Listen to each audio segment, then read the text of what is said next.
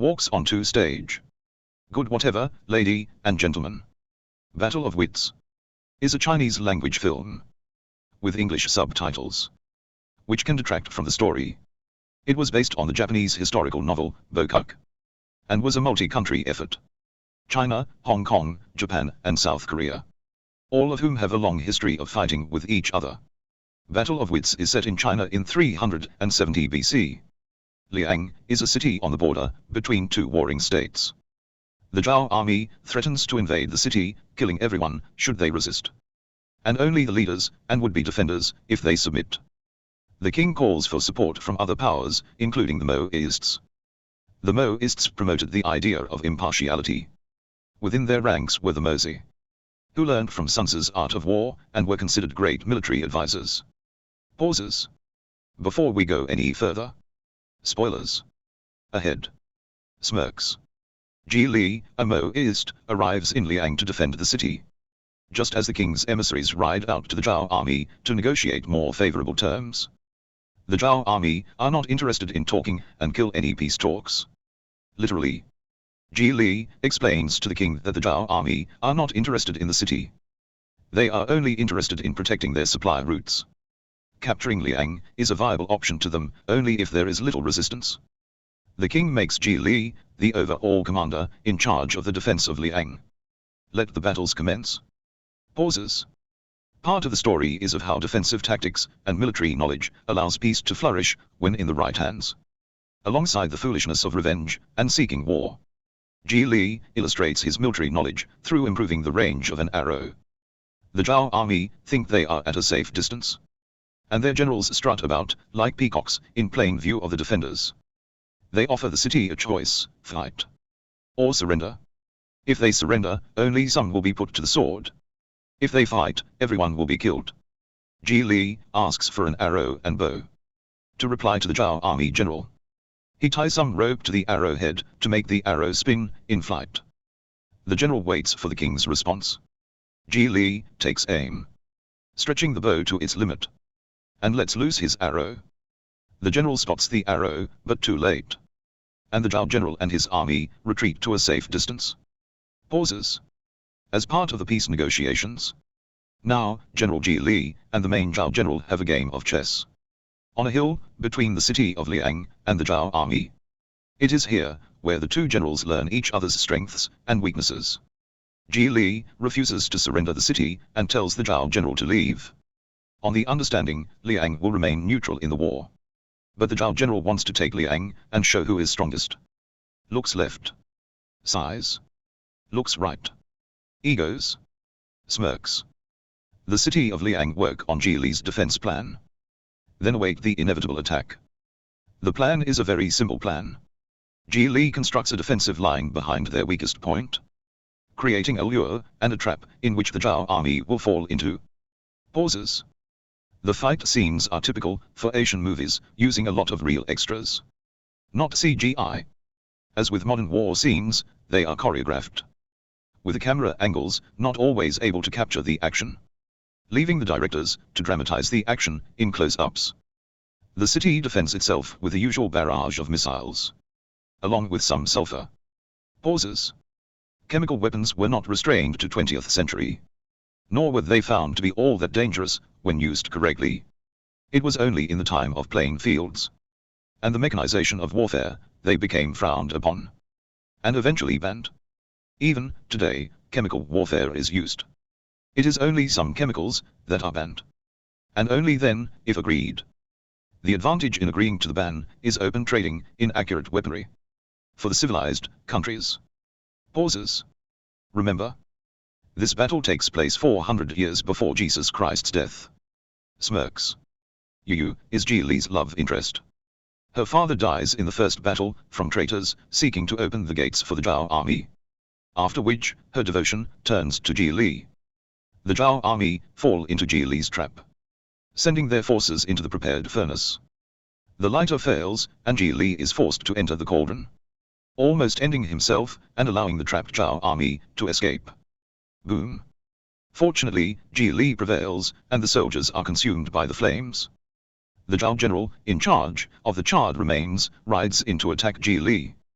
who promptly turns him into a pincushion as the Zhao general's soldiers are ordered to fire. This tussle goes on for a while longer than is necessary, with the Zhao general shouting, "Shoot, just shoot." Needless to say, Ji Li escapes over the gate, vanquishing what remains of the invaders with more missiles. Pauses. And a long shot at the main Zhao general using one of Ji Li's improved arrows. Upon regrouping and counting their dead and wounded, the Zhao army retreats, and that night decide to move on to the main battle. We'll call it a draw then. They leave behind some troops to ensure Liang does not enter the fight. Pauses. If the Zhao general had been smart, they might have taken Ji Li up on his offer, or at least freed his soldiers up through seeking a peace. Given this was Ji Li's aim. Rolls eyes. Egos. Instead the Zhaos leverage traitors to attack and undermine Ji Li and Liang, and waste time, resources, and men on petty personal revenge. Pauses. Ji Li decides to go and see what the Zhao army is up to. Yu insists on going too. They discover the remains of the Zhao army are digging tunnels to breach the city defenses. But they are discovered and have to escape. The Battle of Wits has some humorous moments, and Ji Li asking Yu if she can swim forms part of one. They both end up jumping from the mountain into a river. Making their way back to Liang, they begin to express feelings for each other. Knowing what the Zhao army is up to allows Liang's army to prepare another trap. Listening for the sounds of digging and preparing for the inevitable attack. When the Zhao army do attack, it is half-assed at best. Pauses. This part of the film is confusing, and there is a lot of poor visibility, because it is night. The Liang's city general orders the Zhaos to surrender, after springing their trap and encircling the bulk of the attacking force. Pauses. There's an important side story, where one of the forced laborers take a child and pleads for his life. Ji Li breaks from being a general and helps to rescue the child, and the slave laborer from the vengeful locals.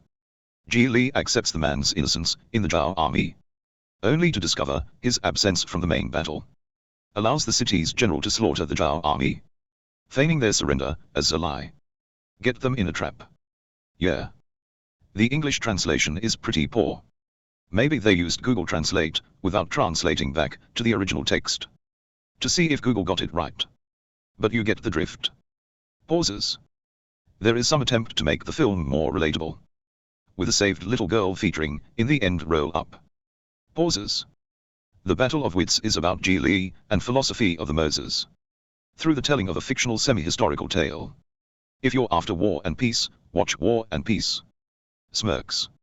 Every sage has a weak spot, and Ji Li's is his ability to misunderstand others' intentions. The king rescinds Ji Li's city's command back to the city's general, who promptly calls for the arrest of Ji Li, who then escapes to the country, with Liang's prince being killed in the process by one or more of Ji Li's arrows. Ji Li is hit too, but it's just a flesh wound. Pauses. Liang's general finds himself in the brown stuff, having botched Ji Li's arrest, having killed the prince and allowed Ji Li to escape. Signs of things to come.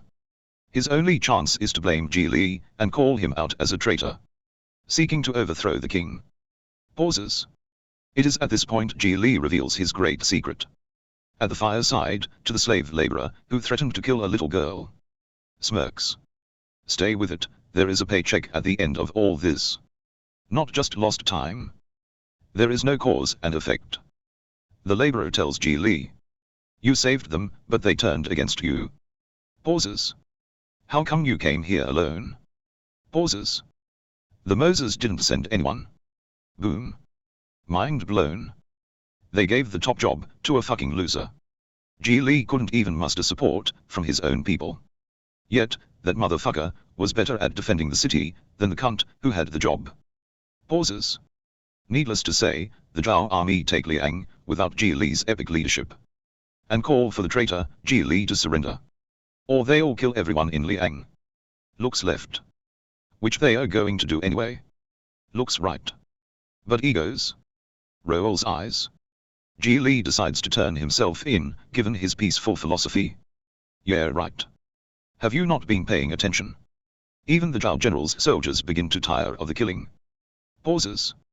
Slaughtering entire armies and cities was normal back then. Genocide was a way of life. and certainly not frowned upon. It was more like a perk of the job. Ji Li plays on the Zhao general's ego and challenges him to single combat. In the tower, Ji Li offers no resistance. Kill me, if it pleases you. The Zhao soldiers outside suspect something is afoot. As the ground tremors, the laborer has completed his task, and the tunnels the Zhaos forced him to dig. And the great river bursts forth into the tunnels that crisscross the city. Ji Li announces, "My auxiliary troops have arrived." And the ground begins to collapse, and springs begin to shoot up everywhere. What is left of the loyal city forces drive in burning carts, forcing the Zhao soldiers out of the city. Pauses. Ji Li runs from the tower, where the Zhao general remains, in search of Yu, who had been imprisoned by the king after cutting off her tongue for supporting Ji Li. Yu is slowly drowning in the dungeons, which are below sea level or river level. To cut a long drawn-out story short, Yu drowns before Ji Li gets to her, because she cannot shout out, or has the sense to bang on the bars. Ji Li does find one of her shoes, and the right cell, and her corpse, which is nice. At least he got to say goodbye and bury the body. Meanwhile, Liang's city general orders the Zhao general to be killed by burning down their tower, for some fucked up reason. And the soldiers who befriended Ji Li resign their commission and fuck off into the sunset. Pauses. To be honest, you would have to be suicidal to want to fight for Liang's general. Every mission is a suicide mission with him. Pauses. Ji Li decides to fuck off too, taking all the orphans he can find with him, like the Pied Piper of Hamelin. If it was an action movie set in China, the end of the film has textual roll-ups, as the story has some historical context and a message of peace. Although, the Moses peace comes through tactical superiority and the willingness to exercise strength when necessary. Pauses. The Zhao general learned his lesson too late, and the peoples of China fought many battles before they learned to live in peace. One can only hope their collective memory holds. Peace, I am out of here, word up. Exits stage left.